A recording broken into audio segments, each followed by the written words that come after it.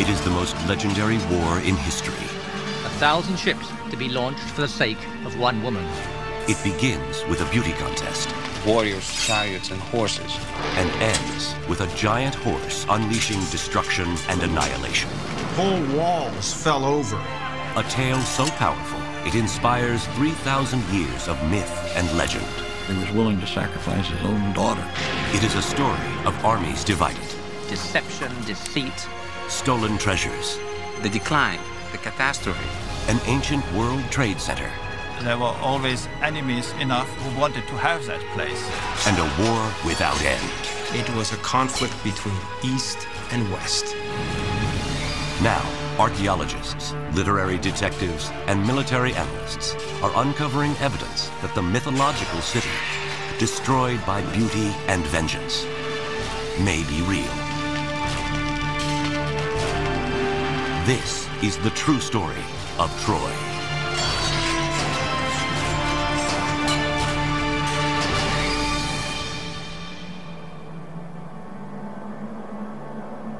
This is the cradle of Western civilization. Mainland Greece on the west, and Asia Minor on the east, and dozens of islands in between.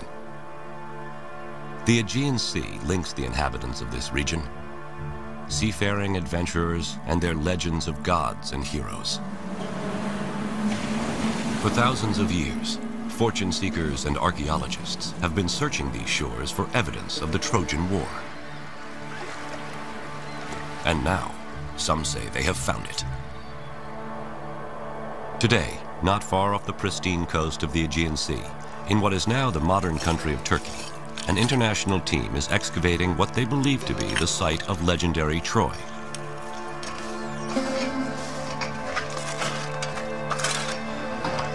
They claim they're finding evidence of a 5-acre city, complete with palace, streets, and a vibrant downtown.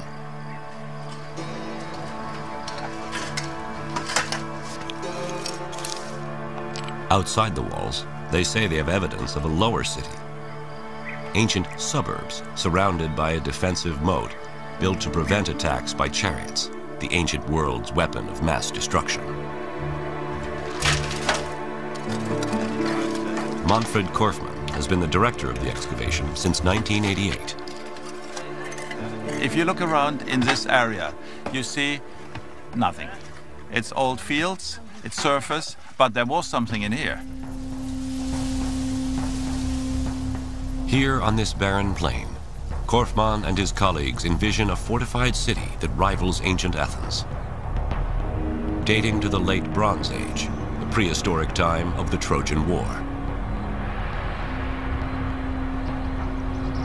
But, as in all things Trojan, there is a conflict raging. Some think Korfmann's finds are pure fantasy, as credible as the myth itself. Is this the site of ancient Troy? Did Troy actually exist? Why does its memory echo through time? I think the Trojan War is the original source of so many of our cultural expectations of soldiers, of literature, of human behavior, of the interplay between the divine and the mundane. So much of our cultural tradition originates in the Trojan War that we continue to value it, even unconsciously, as a source of the archetypes upon which we model our behavior. History became a story, and story became myth, and myth is always elusive. So now we're trying, in a very strange way, to trace our steps backwards, which is not that easy. I mean, it's one thing to dress a history and make it story and then myth, and another thing to undress it. It takes much more pain and it's more dangerous.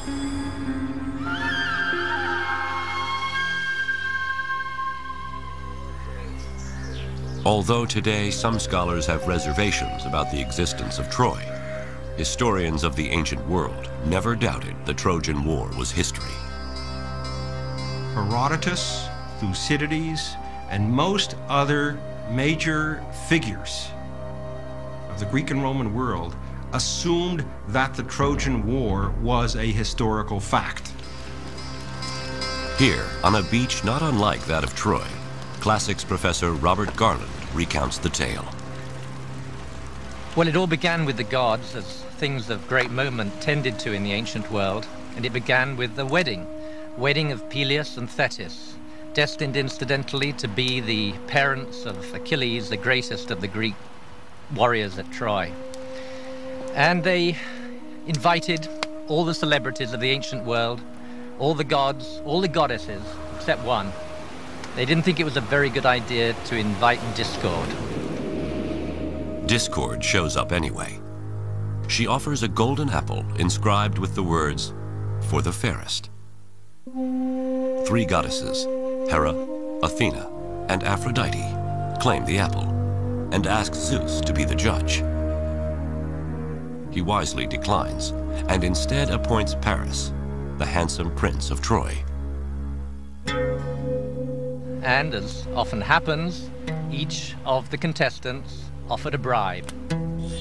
The one he gave the prize to, Aphrodite, offered him the bribe of the most beautiful woman in the world. But there was one problem. That woman was married. She was Helen, married to Menelaus, king of Sparta. Paris sails for Sparta under the guise of official Trojan business. When Menelaus, his host, was absent, he eloped with Helen back to Troy, and thus unleashed the fury that would become the Trojan War. Menelaus appealed to his brother Agamemnon, who was the overlord of the Greeks at that time. And Agamemnon summoned together all the Greek cities, all the kings, for a war of revenge to right the wrong that had been done to his brother. 1,000 ships assemble, but the gods cause the winds to cease. To appease the gods, Agamemnon must make the ultimate sacrifice, the ritual slaying of his own daughter. The winds blow, the fleet sails, and the war begins. The Greeks encamp around the walls of Troy, and for the next 10 long years, heroes are made and destroyed on the battlefield. Achilles, the celebrated Greek warrior, and Hector, the Trojan champion.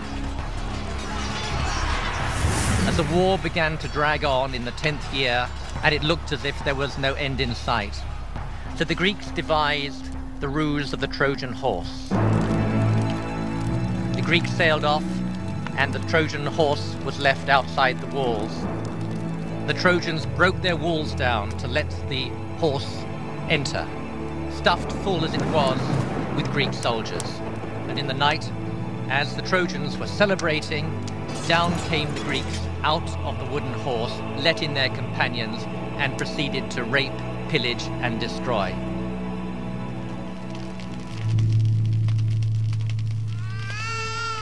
Many acts of vandalism were committed in that time. Priam was slaughtered at his own altar. Cassandra was raped. And the infant son of Hector was thrown from the walls of Troy, his brains dashed out.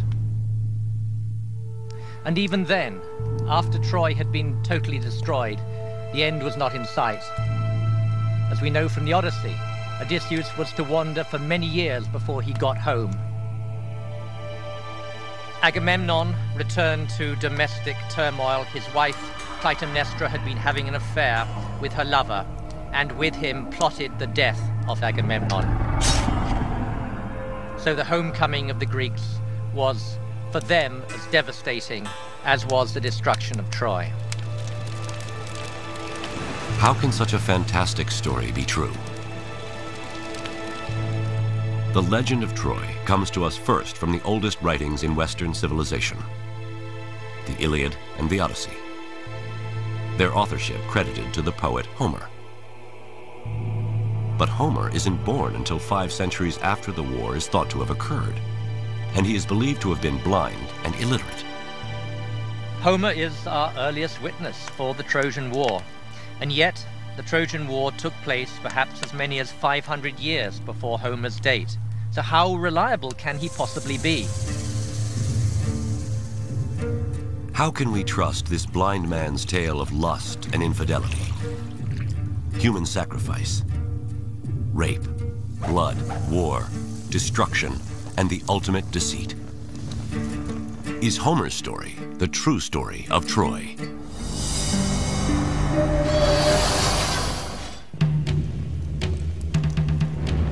It's the most legendary war in history. The first great story of Western civilization. For years, scholars believed it was only myth. But now, off the coast of the Aegean Sea, archaeologists claim to have discovered the remains of the ancient fortress city, Troy. Is Troy and the Trojan War history or myth? How can our best witness, a blind, illiterate poet named Homer, be trusted? This is the true story of Troy.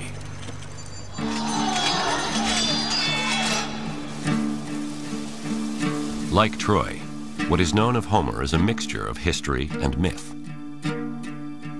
Although he is credited as the author of Western civilization's first works of literature, the Iliad and the Odyssey, very little evidence of Homer exists. Some scholars estimate that he lived around 750 BC, and that the father of Greek literature was from a place not far from Troy.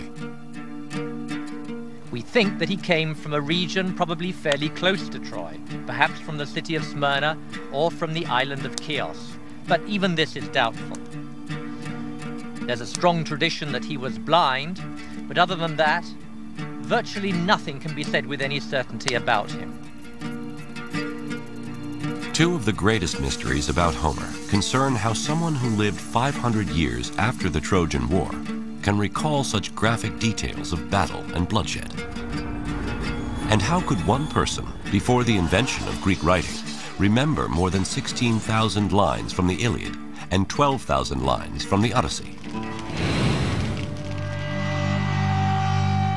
One possible answer is that Homer is a descendant of a lineage of singer-storytellers. If this is true, it means that the Iliad and Odyssey were not written by a Homer, but were passed down by many Homers. It's perfectly plausible that singers immediately began to sing about this famous conflict, that it was passed on from one generation to the next, not with any attention to historical accuracy, in which no one had any interest. All the details and all the fancy stuff, and the woman running away, and Achilles and Hector, and the Trojan horse, all this stuff was generated by singers over the ages. Their contributions to the story were inherited by Homer, and he added his own twist to it. But if Homer is the last in a lineage of oral poets, how does the story of Troy transform from a memorized song to the first written story of Western civilization?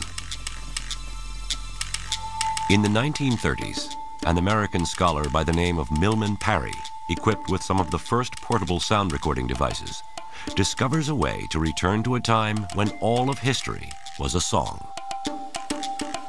Parry treks to Old World Balkan villages in Serbia and discovers singers who, just like Homer, sing epic songs of ancient battles and heroes.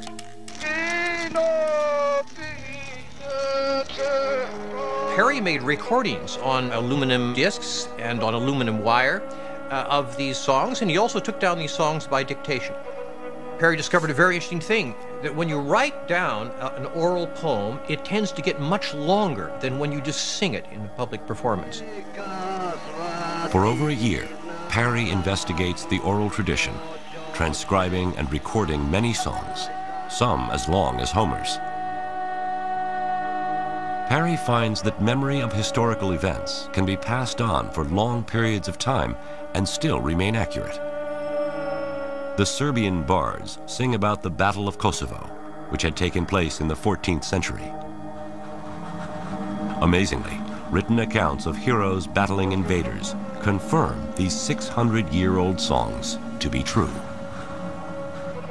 Is it plausible, therefore, that there really was a Trojan War, and that at least the fact of the war was passed down through oral tradition for 400 years or so until 800 BC, when Homer's poems were finally taken down? My own opinion is that this is plausible. There must, in fact, have been a Trojan War. Otherwise, why would anybody have sung about it in the first place? Parry's work confirms that one person can not only memorize songs as long as the Iliad and Odyssey, but that the accounts can be historically true. For the first time, there is an understanding of how the story of Troy could survive 500 years until the time of Homer, and how Homer's greatness is born. Homer must have been a very famous singer in his day. He must have been like the Rolling Stones. He was a very famous entertainer of some kind. It's plausible that his greatness as a poet, which is proven by the Iliad and the Odyssey, by his brilliant poems that have survived, did inspire somebody to record these stories. Indeed, the very man who invented the technological means that made the recording possible, that is, the Greek alphabet. Before Homer, epic stories were memorized and sung. These oral tales were usually performed at the feasts of aristocrats and noblemen. But Homer's story of Troy was so powerful that someone wanted a way to record the words and teach them to others. The problem was the Greeks had no system of writing. So one theory is that this someone, the first Greek scribe, adapts the Phoenician writing system, adds vowels, and invents the Greek alphabet to record the words of Homer. Here's an example based upon early epigraphic remains of what this text might have looked like. It begins on the right-hand side,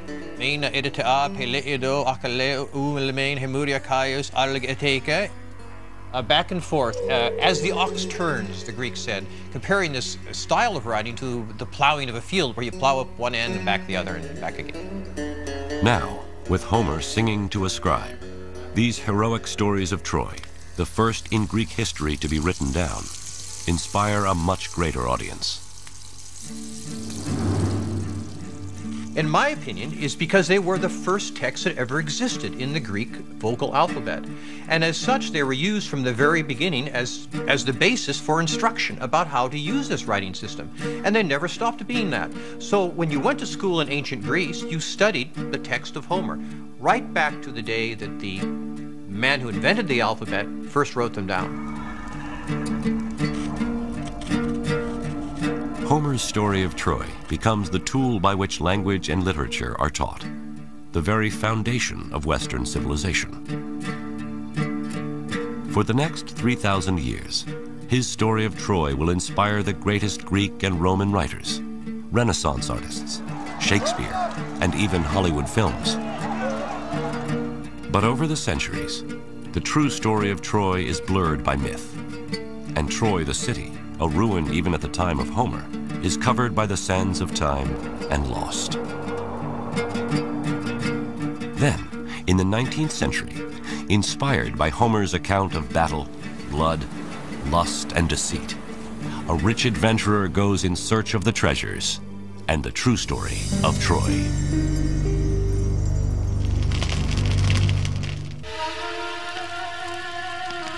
It is a Bronze Age clash of cultures.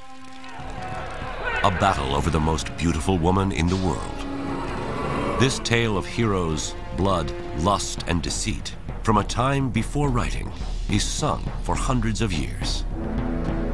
Then the greatest of Greek singers, Homer, sings of Troy so powerfully, he inspires the invention of the Greek alphabet.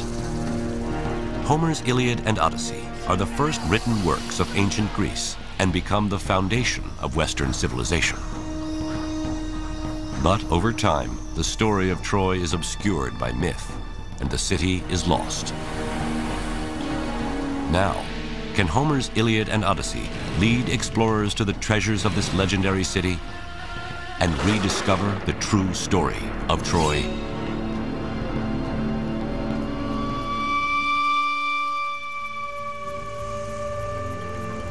July 6th, 1827. After centuries of Ottoman occupation, Greece wins its independence and emerges as a new nation.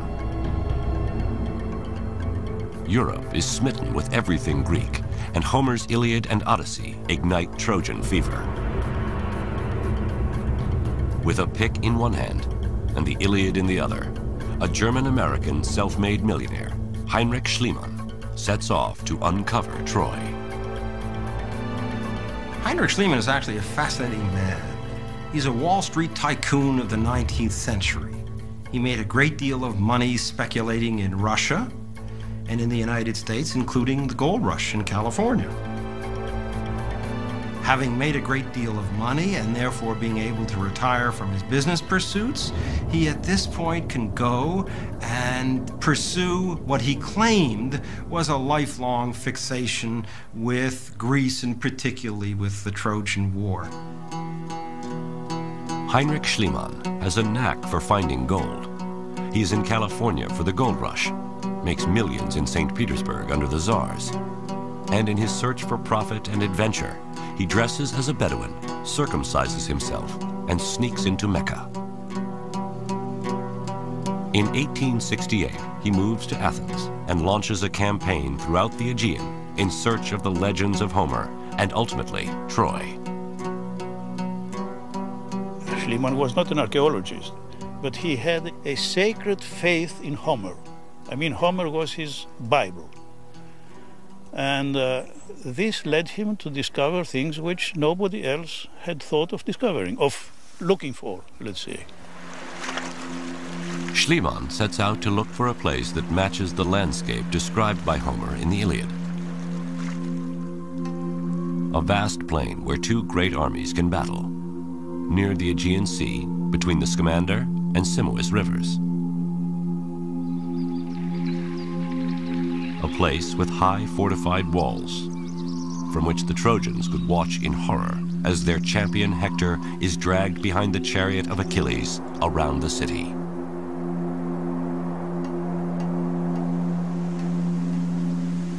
Elizabeth Reardon, architect for the excavations currently underway at Troy, retraces Schliemann's steps on the plains of modern Turkey. Heinrich Schliemann was convinced that Homer was writing about a place that actually existed.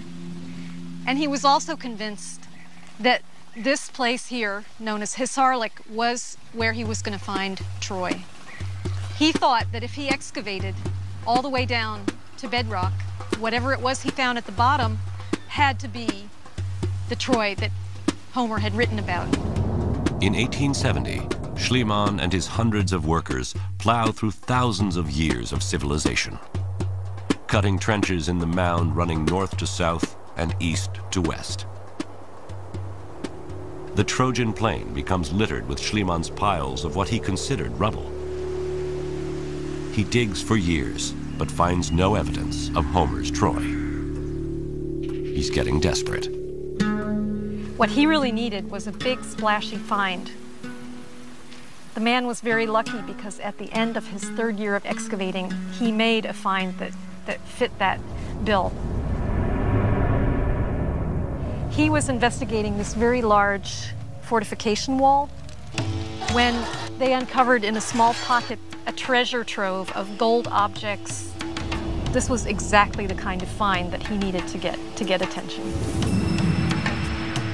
Golden cups and goblets, highly polished stones and precious jewels. In 1873, Schliemann smuggles the treasure out of Turkey, dresses his wife in the jewels like Helen of Troy, and with Barnum-like showmanship, claims he has uncovered King Priam's treasure. He dazzles the world with headlines. Heinrich Schliemann discovers legendary Troy. But the showman's headlines prove false.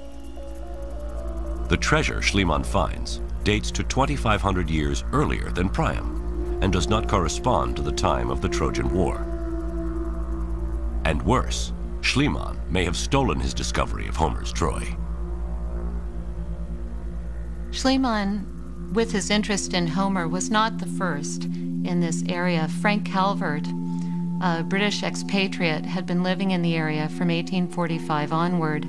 He grew up in this area and gradually amassed a tremendous amount of textual evidence for where Troy lay. When Schliemann arrives in Turkey, there are several sites thought to be Homer's Troy. But Frank Calvert is convinced that the land he owns, a mound named Hisarlik, is Ilium, an ancient Greco-Roman city from which Homer titles his Iliad. Schliemann seeks out Frank Calvert. When Schliemann came to the Calvert house in August 1868, Calvert's house was full of artifacts and works of art that Calvert had excavated from Hisarlik, from Troy. Now, when they had dinner, Calvert told Schliemann all about his excavations, showed him what he had found, and Schliemann was clearly very impressed. Schliemann goes back to Athens, and without ever setting foot on the site, writes his first book on Troy. The problem is, he doesn't know the details. Calvert wrote Schliemann answers to Schliemann's many questions, one of which was, how high was the mound? Was it 20 meters or 100 meters high? The very fact that Schliemann would ask this question shows that he had absolutely no concept of the site itself. Though Calvert has been quietly digging by himself for years, Schliemann pours his vast wealth into a grand excavation with hundreds of workers and is anything but quiet. Schliemann tells the world that he is the sole discoverer of Troy and literally leaves Frank Calvert in the dust.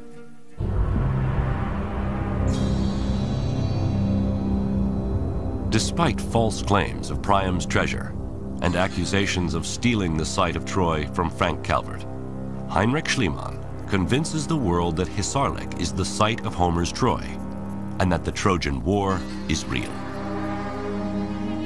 Schliemann was somebody who dedicated his life, his fortune, and his activities to proving Homer true. And this has my respect. It's largely because of Schliemann that we're asking the question, was this war real? Today we still follow in that tradition in asking questions about the Trojan War. But even Heinrich Schliemann, perhaps the most devout believer in the Iliad as history, can't produce definitive proof of Homer's Troy. Somewhere in these ruins is the promise of finding some scrap of writing, some Trojan treasure to prove beyond doubt that the Trojan War and the story of Troy are real.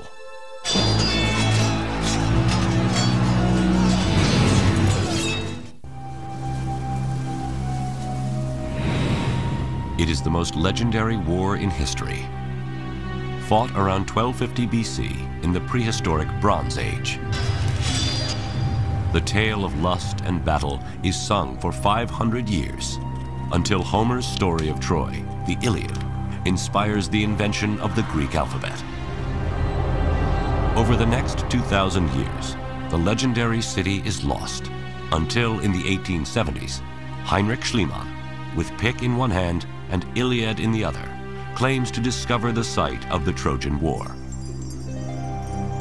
But his showmanship and unscrupulous ways cast doubt on his claims, and worse, his excavations destroy so much of the site that it is condemned as an unreliable witness in the search for the true story of Troy.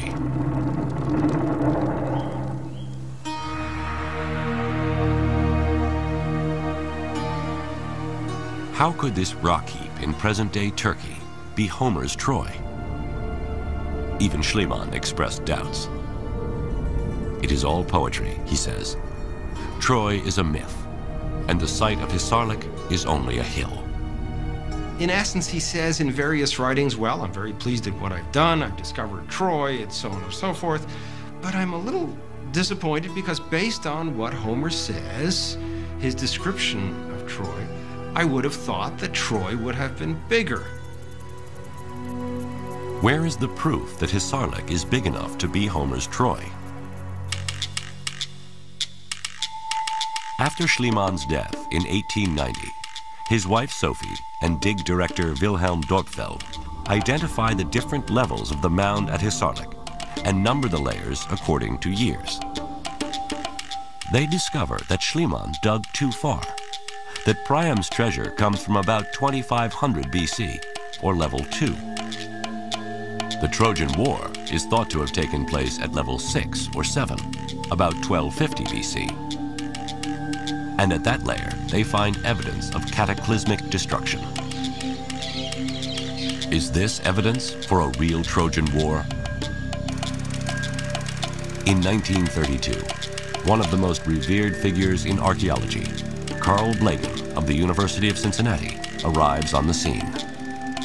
Blegen, having excavated on the mainland, felt that this was the time to go back to Troy to try and place Troy in the context of the larger Greek Bronze Age world. Blegen re-examines the entire site, discovers that Troy is at its height at level 6. At the layer above, level 7, he discovers a concentration of houses within the walled city that seem to indicate the population is seeking protection against a siege. But not even Blegen discovers a city as large as that described by Homer. Troy seems destined to remain a mystery. Then, in 1982, Manfred Korfmann comes to Troy. There's much skepticism in the archaeological world about his going back to Troy. Many people thought that it had already been excavated after all the 3 campaigns there, that there wouldn't be much more to discover.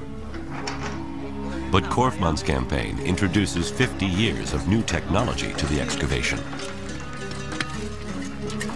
One of his first discoveries is just south of Troy, along the Aegean. Here, his team finds over 50 cremations and burials containing Mycenaean Greek grave goods. Could this be evidence of the Greek camp and remains of Greek warriors who came to fight against Troy?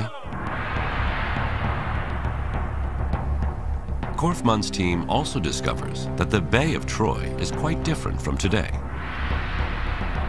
In fact, the water at the time of the Trojan War would have been closer to within sight of the walls of Troy.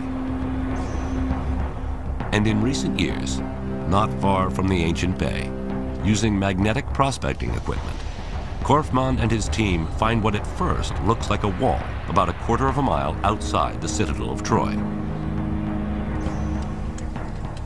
But what he actually finds is the opposite of a wall. Here we do have a picture like X-ray looking into the ground and finding remains of what may have been ditches. The ditch that Korfmann unearths is cut deep into the bedrock, leading him to believe that its purpose is most likely defensive. The archaeologists were able to verify a Troy 6 date for the date when this ditch had been constructed. Troy 6 represents the time of the Trojan War. And there are many similarities between this defensive ditch and one Homer describes in the Iliad. If you look at his description of the fortification ditch that's dug around the Greek camp, and then you look at the fortification ditch that we found, certainly that's a striking similarity between the two. It's actually quite likely that this is the site that Homer had in mind when he put down the story of the Iliad and the Odyssey. Over the years, Korfmann and his team discover religious totems for worship of Trojan gods, spindle whorls for weaving the fine fabrics traded by Troy through the ancient world, enemy spear tips and arrowheads embedded in the walls of Troy, coins from the time of Alexander the Great, and a bust of Roman Emperor Augustus, who traces his lineage back to Troy. But despite the incredible finds, one find continues to elude Korfmann, just as it had everyone back to Schliemann. Where is evidence of the huge city described by Homer? One of the more important things we want to know about Troy is how large the settlement was in different points in time, at different periods, and how it grew, how it shrank, and if there were different activities going on in different areas or parts of the settlement. We can't answer this by excavation alone. To discover the elusive vastness of the city described by Homer, Korfmann's team employs a technique that more resembles farming than archaeology. It's called site survey. Every 20 meters, we remove the vegetation to get conditions similar to a freshly plowed field. We collect everything we find there. Pottery, tile fragments, whatever is lying around. Thus get an idea about settlement size and function of different areas.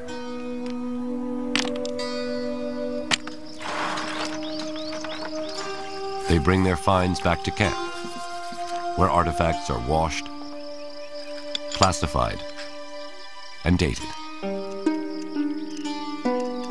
It's a lot of broken pots, representing thousands of years.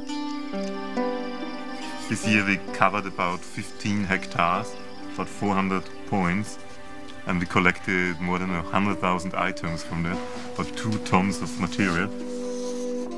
A significant quantity of the pottery shards are from the Bronze Age, particularly the time just before the Trojan War.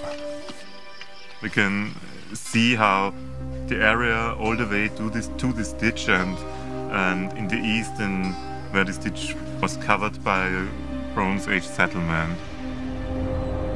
Pieces of the Trojan War age pottery extend over a quarter of a mile out from the walled city of Troy, all the way to the defensive ditch. This ditch, described by Homer as built by the Greeks to defend their ships, is more likely a ditch built by Trojans to defend Troy against the Greeks. Korfmann is confident that this area, from the ditch to the fortified walls of the citadel, is a vast lower city, more than 5 acres, that along with the temples and palaces of the citadel, comprise the glorious city that is Troy. It is a Troy large enough to match Homer's, and rich enough for the Greeks to want to conquer. We archaeologists have in Troia the proof and the hints that this place always was fortified again and again. It was always rich enough to defend itself. There were always enemies enough who wanted to have that place. For us, this is enough argument to say that there always had been war at this place. It seems clear that nearly 3,000 years after Homer, Manfred Korfmann has finally proved that Troy is real. But now, where is the evidence of the Trojan War? What was it really fought over? Are we to believe Homer's claim that a woman, even the most beautiful woman in the world, could cause the destruction of Troy?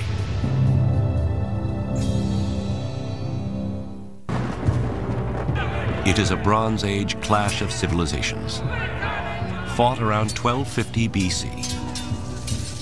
Then, 500 years later, the Greek poet Homer sings his epic story of Troy, becomes a superstar, and inspires the invention of the Greek alphabet. Over time, Troy is lost, and its story is obscured by myth and legend. Until the 1800s, when Homer's Iliad inspires the search for this legendary city. Today, archaeologists are uncovering evidence suggesting they have discovered the site of Troy. But how can the theft of Helen, the most beautiful woman in the world, launch 1,000 ships in a fight for love and glory? Is this the true story of Troy?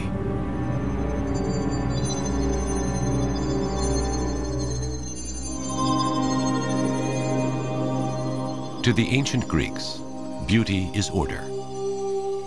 It is exemplified in the naked body, youthful and round, with tapered waist, high conical breasts, and curvaceous thighs.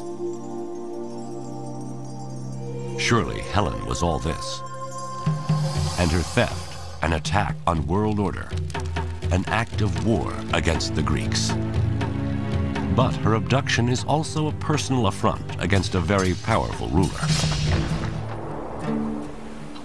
The legend of Helen being abducted and from that the war flowed is not impossible, but it's unlikely as a sole cause. Brigadier General John Brown of the U.S. Army is an expert on ancient warfare. What's more likely is that there was an opportunity waiting to happen, a war that was awaiting a cause. There was an instinct for expansion on the part of the Mycenaeans that provided an underpinning that needed a triggering event. Helen being abducted would very readily have been a kind of a triggering event that could have galvanized the warriors of such an age into an effort to redeem their reputation and increase their glory. Homer tells us of a coalition of Mycenaean Greeks under the leadership of Agamemnon crossing the Aegean in 1,000 ships to make war on Troy sometime around 1250 BC. How does Homer's account stack up against modern military strategy? A quarrel over women who were stolen. Acting as military chief of staff to Agamemnon, General Brown assembles his staff. Troy is a heavily fortified. Intelligence, Stay clear of this operations, brought it within the walls. logistics, personnel. They gather to make war on the enemy, the Trojans. Gentlemen, we've been asked to do an operational analysis of the Trojan War to try to come to grips with the campaign imperatives that affected both the Mycenaeans, or Greeks, and the Trojans in the course of the first order of business is what's at stake. The control of the seaborne trade route critical to the commercial economy of the ancient world. The strategic setting is dominated by the necessity of controlling trade routes. One I'd like to call your attention to in particular, and the one that affects our story, is the one running from the Black Sea through the Bosphorus, the Sea of Marmara, and out the Dardanelles. That's precisely the location of Troy. Troy's location gives it control of the trade route from east to west, access not only to the breadbasket of Western Asia, but also treasures of gold, spices, and luxury goods. A shipwreck discovered off the coast of Turkey in 1984, dating from the time of the Trojan War, is testimony to the riches at stake. Treasures from 7 civilizations are aboard the ship.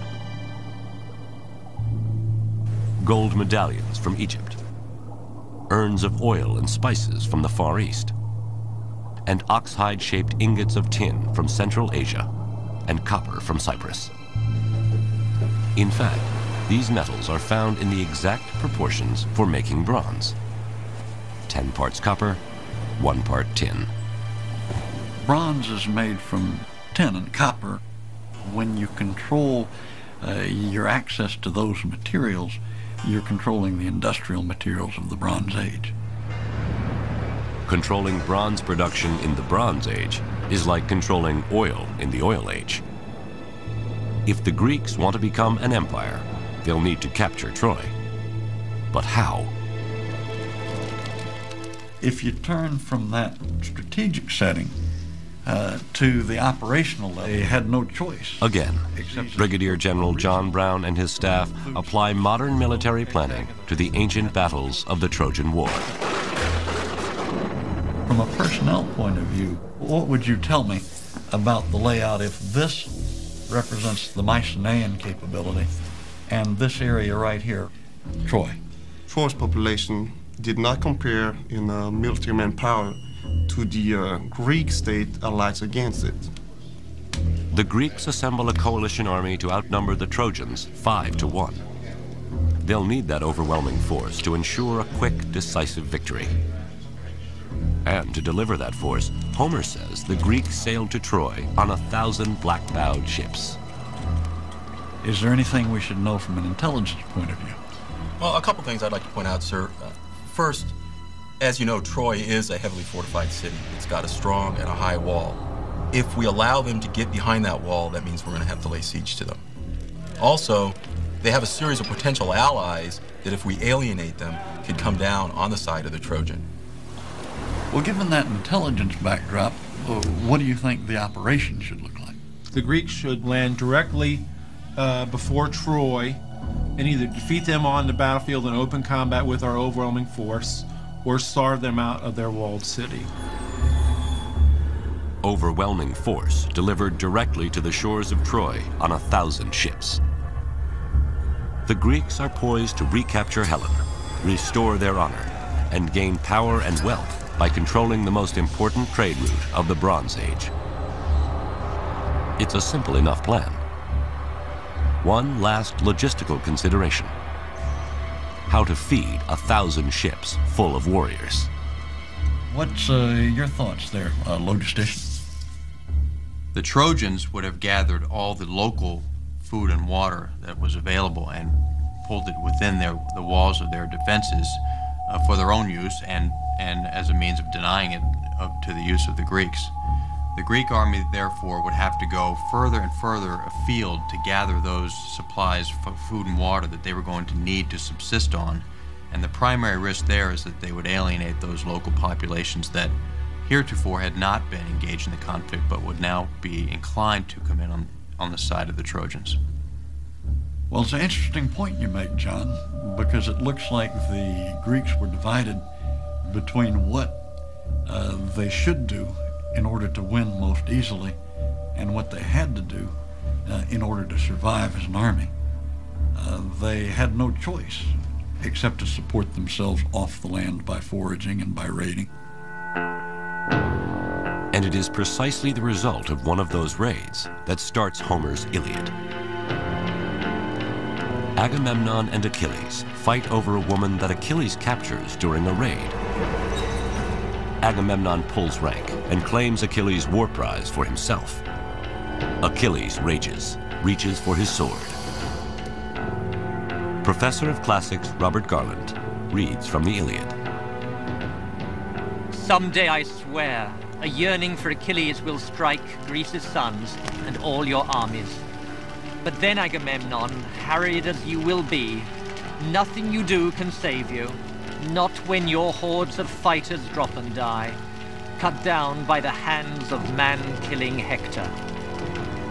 Then you will tear your heart out desperate, raging that you disgraced the best of the Greeks.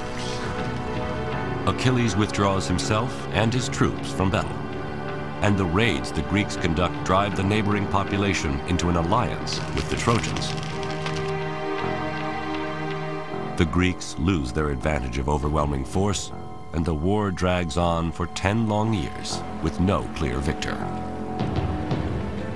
I think from the point where Homer begins the Iliad, where there is a quarrel between Agamemnon and Achilles, his most important warrior, it's clear that this is not altogether a coalition of the willing that he has brought to Troy. The trouble for this coalition of the unwilling starts 10 years earlier back on mainland Greece, where Agamemnon plots a course of revenge and plunder. There, he will be forced to make the ultimate sacrifice, the ritual murder of his own daughter. Troy, a Bronze Age World Trade Center. Sung about by Homer, his Iliad and Odyssey become the first literary works of Western civilization. But is the mythological city real? Archaeologists now seem certain they have discovered the legendary lost city. But what evidence do we have of the enemies of Troy?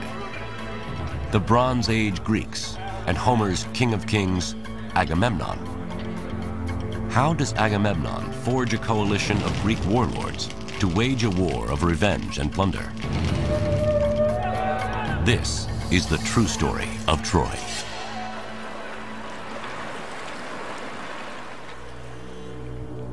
West of Troy, across the Greek islands dotting the Aegean, lies mainland Greece. Athens, Sparta, Pylos, Olympus, and at their center, the largest and richest of the Bronze Age principalities, Mycenae.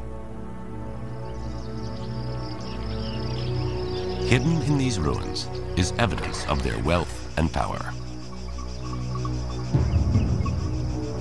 Spiros Iacovides is the godfather of Mycenaean archaeology and director of excavations. I have been working here since '58, which means for 40 odd years. And I have come to love the place. Mycenaean civilization was a time of very active interconnections. People had to come through Mycenae or through the area of Mycenae wherever they wanted to go. Just the sight of this fortress sends a message of power to friend and foe alike. The city's walls rise 40 feet high and span 25 feet wide. Today, Christofilis Magidis, Assistant Director of Excavations, approaches the main entrance, a 20-ton stone carving called the Lion Gate, which dates to the time of the Trojan War. The main element here is the lion relief on top of the gate in the relieving triangle. Here we have an amalgam of political statements and religious allusions. The column represents the house of the king, and the lions, his power and protectors. It is a massive display of the king's divine right to rule. It's a very strong statement for the incomer at the first moment he enters the citadel.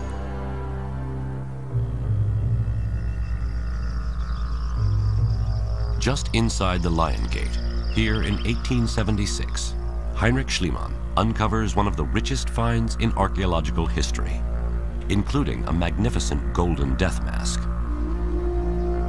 In his showman-like way, he proclaims, "I have gazed upon the face of Agamemnon."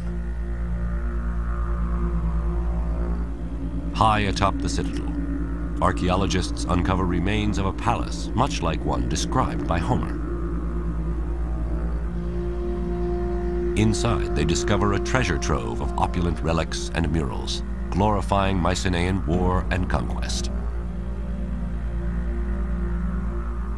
We have scenes, beautiful scenes of a besieged city with tall buildings and women looking out of the windows, warriors, chariots, and horses. One cannot but think that these scenes reflect, or at least echo in some way, all the adventures of the Mycenaeans in Southwest and Northwest Asia Minor. On the terrace of the palace, overlooking the rich valley and beyond to the Aegean, perhaps dreaming of conquering Troy, kings like Agamemnon would feast with fellow warlords. Homer describes such a feast that takes place across the Peloponnesian Peninsula in Pylos, in the kingdom of wise old King Nestor, another hero of the Trojan War. Here, in 1996, in the basement of a regional museum, archaeologist Sharon Stocker finds boxes of burnt animal bones. Stored there by the famous archaeologist Carl Blegen more than 50 years ago and labeled table scraps. Stocker finds something peculiar about them. What we have represented here are bones from the thighs and the mandibles of bulls, male cattle, and probably about 10 individuals are represented. The meat from 10 cattle can feed 6,000 people. And the fact that the remains are specific body parts, and all from male bulls, makes Stocker and archaeologist Jack Davis suspect they have something more than table scraps. It was here that he found the objects that we've been most interested in. Yes. That is, in this corner, more or less, must have been the gigantic heap of animal bones. Clearly, the bones represent the animals eaten at the feast. A little bit closer to the wall in here had to be the spearhead. The spearhead is likely to be the butchering tool. And then I think off here must have been the pile of little kielikas, the miniature drinking cups. In Blegen's 1950s excavation, thousands of kielikis were discovered in every corner and corridor of Nestor's palace, representing thousands of guests drinking. All of these objects were grouped in close proximity here, one to another. But they also find one more piece of evidence. Written in a primitive script known as Linear B, translated in the 1950s, the tablet reveals another purpose for the feast. So it's about here that the tablet was found that proves that sacrifices were in the process of being made in honor of the god Poseidon. Piecing together the evidence, Stocker and Davis paint a clear picture of feasting in the Bronze Age. Okay, so Sherry, if we were coming here to a feast, this must be where we get our first glimpse of the actual banqueting area. Then the guests, as Homer says, ate well, and no man's hunger lacked a share of the banquet. The young men brimmed the mixing bowls with wine and poured rounds for all. And they would have seen the power of the king displayed there on the walls above them as they were participating in the feast, as a kind of reminder of what the Mycenaeans were capable of doing. Yes. By providing this feast and sacrifice, the king presents himself as the messenger to the gods, and his call to war as divine destiny. Surely the feast in this setting is a persuasive weapon for a king luring warriors to join him in a battle against the Trojans. But as a final appeasement to the gods, King Agamemnon must make the ultimate sacrifice: the ritual murder of his own daughter.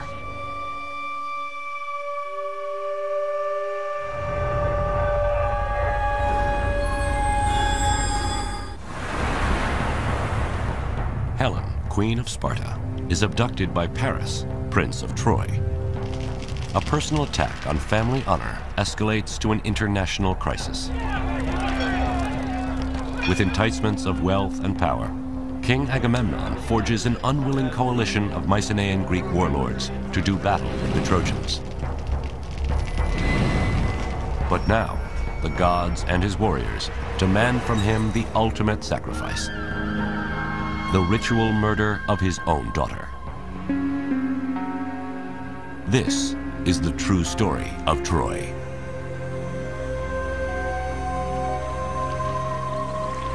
At perhaps the most disturbing intersection of mythology and history lies the practice of human sacrifice. How can an act considered the ultimate sacrilege in the modern world be so prevalent to the ancients? Classics professor Robert Garland on a beach not unlike that of Troy. Human sacrifice is committed by Agamemnon. Achilles, we are told, slaughters 12 Trojan youths to appease the spirit of his friend Patroclus. And at the end of the war, Polyxena is sacrificed at the grave of Achilles. Although these incidents of human sacrifice exist in the mythological realm, there is also historical evidence of human sacrifice. From Egypt to Babylon, slave and prisoner sacrifice is widespread during the Bronze Age, often used as a public display of the king's power. But could the Greeks, founders of Western civilization, also have practiced human sacrifice? There seems to be some archaeological record of human sacrifice. I'm just going to mention certain chamber tombs here in the area of Mycenae, where we have found bodies of slaves, one on top of the other. They were probably slaughtered when their master died, or prisoners of war, and so on and so forth. To them, it was not probably human sacrifice. What we consider human sacrifice is not the same thing with what they consider human sacrifice. A slave or a prisoner of war is an object, is not a human being. Interestingly, although human sacrifice is prevalent in the mythology of Greece and the Trojan War, Homer never mentions it in the Iliad. It's a few hundred years after Homer when some of the greatest Greek playwrights incorporate human sacrifice into their stories of the Trojan War. One reason may have been as a storytelling device to entertain their audiences. It's often true that forms of religious behavior that were once sacrosanct and received great veneration later on become the subject for horror and a way of getting a chill, really, out of the audience. So in the story of the Trojan War, Agamemnon succeeds at assembling a coalition of Mycenaean warriors. But as they ready to set sail for Troy, the winds blow against them. The oracle tells Agamemnon, for favorable winds, he must sacrifice his daughter, Iphigenia. He did so by summoning her to Aulis on the pretext that she was going to be married to Achilles. Instead, he butchered her, and in so doing, set in train a terrible set of events that would end in his own death.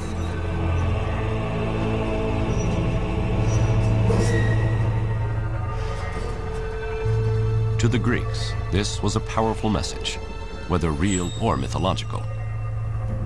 In war, a king asks his subjects to sacrifice the lives of their sons. Now the king, by offering his daughter, is making a similar sacrifice.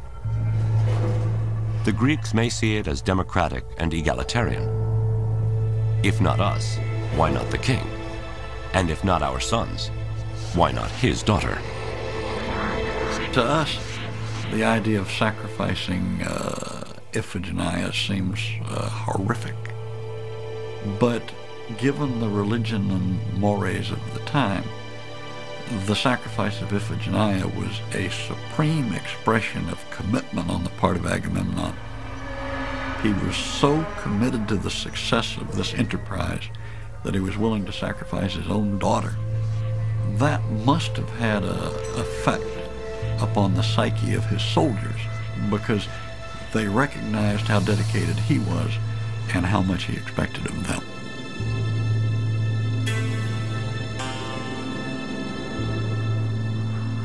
Thus, the first blood spilled in the Trojan War is that of a child. Ultimately, Agamemnon will pay for her death with his life. But for now, a forceful wind blows the Greek war fleet east to Troy.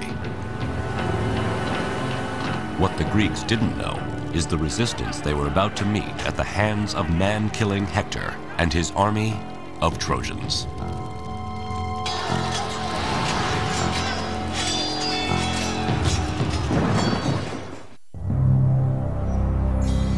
To forge a coalition of Mycenaean warriors and satisfy the gods, Agamemnon makes the ultimate sacrifice, the ritual murder of his own daughter. In 1,000 ships, the Greeks sail east to Troy with dreams of wealth and honor. But their overwhelming force is negated by the fierce Trojans and their powerful allies. They fight to a standstill for 10 long years.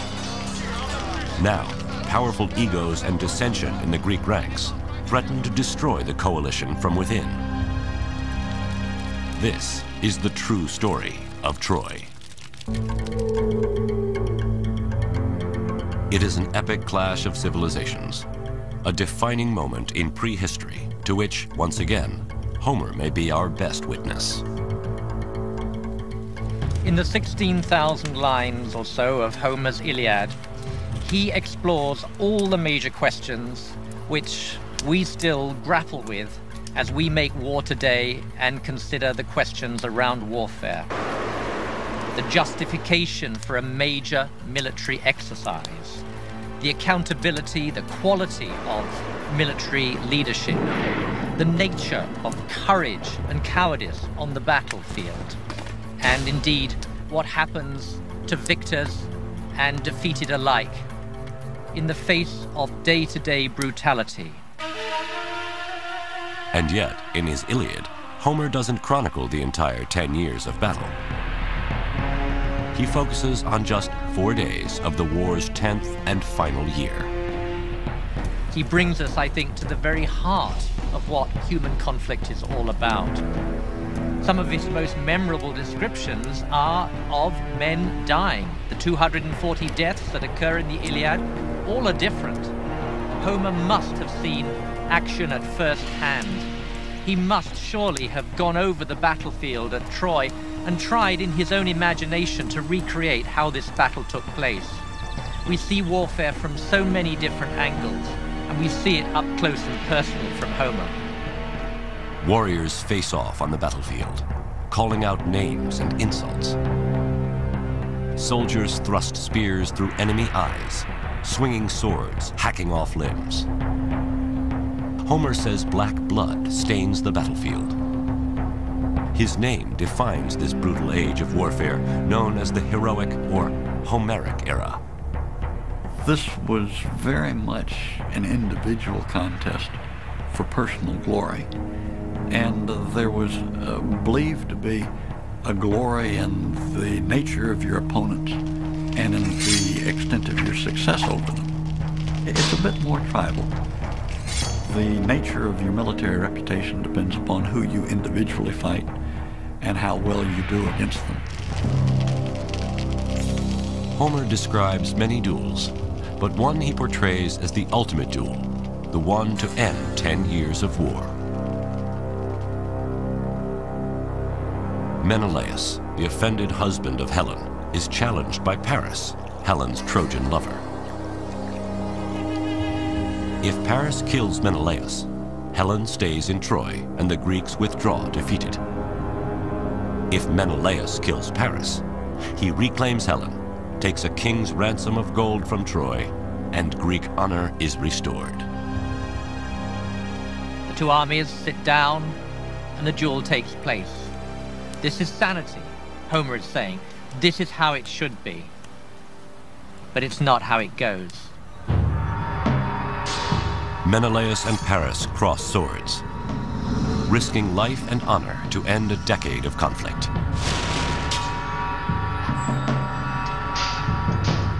Menelaus overpowers Paris, readies a death blow. Then Homer rescues Paris with a stroke of divine intervention. The goddess of love, Aphrodite, whisks Paris off the battlefield into the arms of Helen. The duel ends unfulfilled. The truce erupts in war. This war, in a certain sense, had to be. More forces had been unleashed than could now be contained. But at that short, brief moment of time, Homer seems to be saying, this is how conflict should be resolved between the only interested parties. Though ending a war with a duel between two leaders may be wishful fantasy, many of Homer's observations of battle are timelessly true.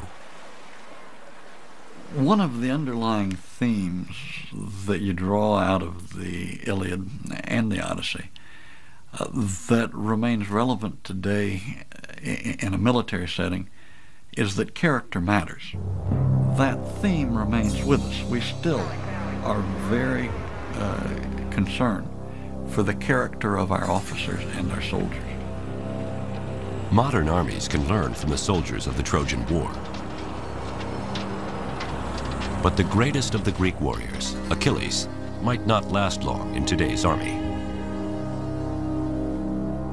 In front of other warlords, Achilles threatens and insults Agamemnon, his commanding officer. What a worthless, burnt-out coward I'd be called if I would submit to you and all your orders. Whatever you blurt out, fling them at others. Don't give me commands. Never again, I trust, will Achilles yield to you. To Homer's audience, Achilles' rage against Agamemnon reflects a conflicted hero defending his honor. But today, his insults would be court-martialed as insubordination. Achilles was preoccupied with his reputation and his personal standing amongst the Greeks. The absolute opposite of a team player. Odysseus is of course, a different character, and again, he's yet another expression of the fact that character matters. He is wily. He's compared to a fox. Even today, we compare some of our most capable military figures to foxes. The swamp fox, Francis Marion of the American Revolution, and General Franks of the war in Iraq are among some with reputations of cunning like a fox. But Homer highlights another key quality of leadership by demonstrating the opposite. Never once did you arm with the troops and go to battle. You lacked the courage. King who devours his people. Unlike an ideal general like George Washington, who leads his troops by example, Agamemnon is accused of hanging out in the back while others fight and die. Agamemnon is arrogant, overweening, very much given to advance his own personal agenda, and inclined in the mind of others to take advantage of his position for his personal gain rather than to be a servant of the rest. Ironically, the soldier who is idealized by Homer is Hector, who fights for Troy. He has the character of the model soldier and citizen. Hector is more inclined to set the welfare of his people and his city above his own reputation and his own survival. And ultimately, he faced down Achilles even though he knew that the odds were against him and that his time was up. The battle between the two greatest heroes, Greek Achilles and Trojan Hector, is the climax of the Iliad and Homer's story of Troy. When Hector takes leave of his wife and child on his way to battle, Homer foreshadows the end of the war and tilts the sympathies of his audience in favor of the Trojans. Hector envisages that Andromache will be a widow and that his son Astyanax will be an orphan. And like any true husband there, he says, I care for you more than I do for my countrymen. It's your fate that really matters to me. Homer portrays Hector as a family man. While the Greeks are fighting for revenge and greed, Hector is fighting to defend his wife, his child, and his home. The Trojans, in a sense, are us, and it is through their eyes, very largely, through the eyes of men like Hector, that we read the events that are going to be so shattering.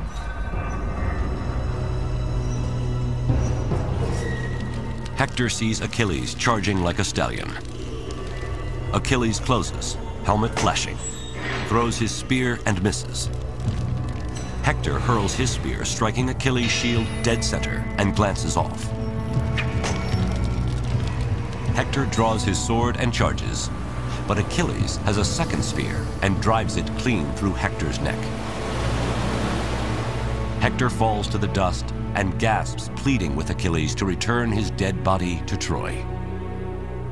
But Achilles promises to feed his body to the dogs, lashes his corpse to his chariot, whips his horses to run around the walls of Troy, and as Homer says, defiles Hector's body in the land of his own fathers.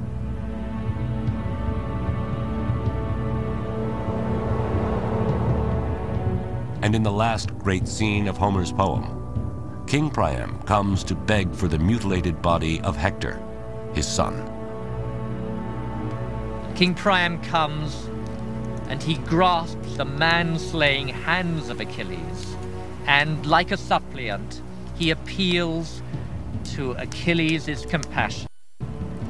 And Achilles yields, and the two men collapse together in an acknowledgement of their human identity. They're no longer Greek and Trojan. They're no longer deadly enemies. Instead, they are like father and son. It is here where Homer reveals his subversive mission. He ends what is perhaps the world's greatest war story with an anti-war message. We are all human. We are all fathers and sons. We all have attachments that go way beyond our national identity. We are human beings, first and foremost. A truce is declared for the cremation of Hector's body. Funeral laments are sung. The flames from the fire consume his corpse, and looming are the walls of Troy.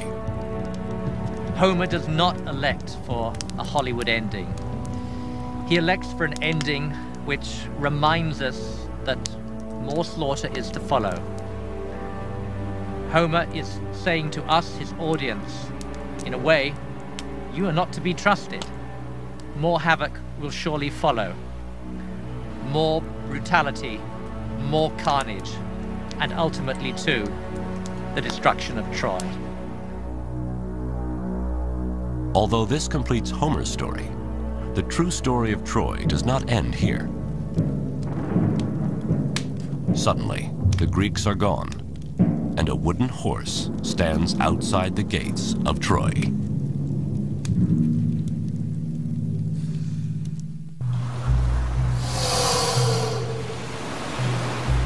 The greatest Trojan hero, Hector, is dead. Killed in battle by the Greek hero Achilles. After defiling Hector's body, Achilles agrees to surrender Hector's corpse to the Trojans. An uneasy truce is called as Hector is cremated before the walls of Troy. But when dawn breaks and the Trojans brace for another Greek attack, they discover their enemy is gone and a wooden horse stands outside the city gates. This is the true story of Troy. The most famous symbol of Troy, the Trojan horse, comes to us from legends other than Homer's Iliad. The legend tells us that this was a war that was not won by uncommon acts of valor, by steadfastness and military discipline, all the qualities that we might expect. On the contrary, it was won by a devastating ruse. It was won by deception, deceit, and conspiracy, and all the things that we might consider to be dishonorable in the conduct of warfare. Everyone knows the story. After 10 years of battle, the Greeks and Trojans fight to a standstill. Then Odysseus comes up with a plan. The Greeks build a giant wooden horse, leave it as an offering to the Trojans, and then sail away. Some Trojans are skeptical. Laocoon warns, beware of Greeks bearing gifts. But myth says he and his sons are silenced by serpents that drag them into the sea. The Trojans desperately want to believe that the horse is a peace offering. And the Trojans broke their walls down to let the horse enter, stuffed full as it was with Greek soldiers. And in the night, as the Trojans were celebrating the departure of the Greeks, down came the Greeks out of the wooden horse, let in their companions, and proceeded to rape, pillage, and destroy. By hiding in the belly of the wooden horse and tricking the Trojans into lowering their guard, the Greeks finally penetrate the massive walls of Troy. All of Hector's fears, why he was willing to risk his life to defend his homeland, are about to become true. Priam was slaughtered at his own altar. Cassandra was raped. and the infant son of Hector was thrown from the walls of Troy, his brains dashed out.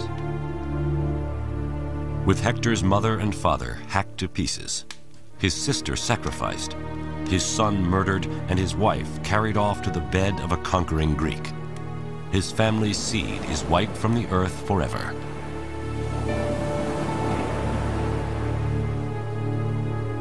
For the Greeks, this hard-earned victory means honor restored, the riches of Troy, and Helen.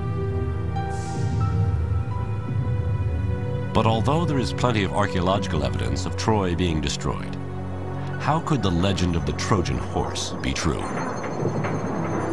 The Trojan horse has become something of a metaphor for trickery, you know, for being able to outwit your opponent, for having something that is so carefully contrived of an artifice that you're given an overwhelming advantage. The idea that the Greeks would have in fact built a large wooden horse, hidden inside it, and had it dragged inside of Troy is certainly possible, but it kind of strains your credulity a little bit that someone really could have pulled that off. My inclination is to see in the Trojan horse some kind of a representation, vaguely remembered, of siege equipment, the weaponry that can be brought up against walls to either bring them down or to somehow neutralize them. Hittites and Assyrians possessed siege technology. It's possible this Bronze Age weapon of mass destruction could have inspired the legend of the Trojan horse.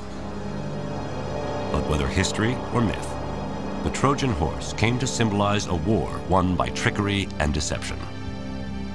What the legend seems to be telling us is that even though this war was fought for a just cause of sorts, and even though in the end right won, in the sense that the Greeks were victors, nonetheless, that victory was at such cost that it put into question the whole validity of the war itself.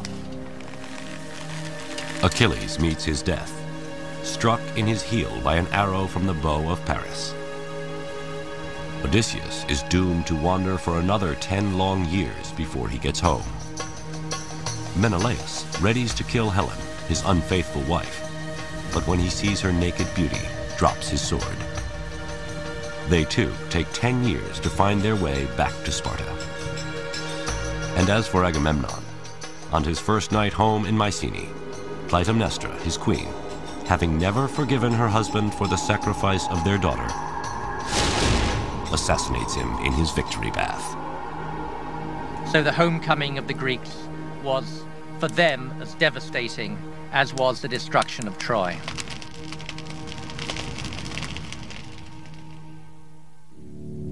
In fact, history tells us in the wake of the Trojan War, not only do the Mycenaean kingdoms collapse, but the entire Bronze Age comes to an end. There is much speculation as to its cause: civil war, outside invaders, or a string of devastating earthquakes. Greece falls into a dark age for nearly the next 500 years, until the time of Homer. What survives through the Dark Ages is the story of Troy. If you contextualize this war and you see what comes after that, the decline, the catastrophes, the economic collapse, the Greeks never managed again for the next 400 years to come together as a nation. That was most probably the last glorious event before the disintegration, before the dissolution and the fragmentation of the Mycenaean world. And I think that's why it stayed in the memory. And as Homer sings stories of Troy, the rage of Achilles, the beauty of Helen, and the valor of Hector, his songs inspire the invention of the Greek alphabet. The Iliad and Odyssey become the foundation of Western literature, and Troy is emblazoned forever into the history of the world. The Iliad and the Odyssey had enormous impact in the Archaic period, the 7th, 6th, 5th centuries BC. And so, by extension, it's not surprising that people wanted to go to the site where that war was believed to have taken place. Then the residents realized that they need to market the city very aggressively, almost like a Disneyland of antiquity. The site of Troy rises from ruin to major tourist destination. Ancient burial mounds are turned into monuments to Greek and Trojan heroes. Temples and theaters are built to their gods. And maidens reenact scenes from the fall of Troy. They would sing sections of the Iliad and the Odyssey in the agora, in the marketplace of the city, right in front of the old Bronze Age fortification walls. As the city is rebuilt, history and myth become one, and Troy becomes a war prize in a worldwide conflict. The Trojan War, among other things, resonates because, from the perspective of many people in antiquity down to the present time, it was a conflict between East and West. In a way, it's the beginning of the combative stances of both sides. It's us against them. Now, the tourist destination of Troy attracts more than just tourists. First, Persian King Xerxes stops at the site in 480 BC on his way to sack Greece, claiming to avenge his Trojan ancestors. Then, in 334 BC, Alexander the Great stops at Troy to pay homage to Achilles on his way to Persia. He goes to the Temple of Athena, where he saw a range of armaments associated with the Trojan War. And he looked at the armor that was presented there, chose one set of armor to wear himself in his battle against the Persians. I like to think that it would be that of Achilles, although we don't know that for certain, and then goes off to fight the Persians wearing Trojan War armor. Alexander the Great conquers Persia, avenging Greece and reclaiming Troy as part of the Western world. Just as Alexander links himself to the Greek hero Achilles, Julius Caesar claims lineage to the Trojan hero Aeneas. And Rome adopts Troy as its mother city. But the Romans embrace more than a mythological connection to Troy. They also model their ideal soldier on that of Trojan hero Hector. The Romans would say that the ideal soldier was disciplined, was a team player, was willing to sacrifice himself for the welfare of others, was willing to efface his personal glory for the good of the whole.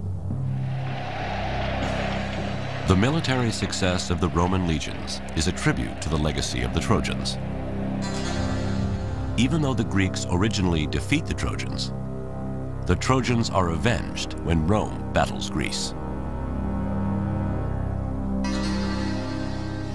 It's ironic that the Trojan refugees led by Aeneas are purported to have been the ancestors of the Romans, and the Romans in turn conquered the Greeks. And so it's as if history came full circle. The Trojans were conquered and then became the conquerors. Troy and its stories are the oldest uninterrupted memories of our world. Troy is beauty, language, power, sacrifice, vanity, honor, deceit, and war. From literature to archaeology, history to mythology, Homer to Hollywood, we believe so strongly in Troy that the question of whether it is real or not hardly seems to matter. The search for the true story of Troy will live forever.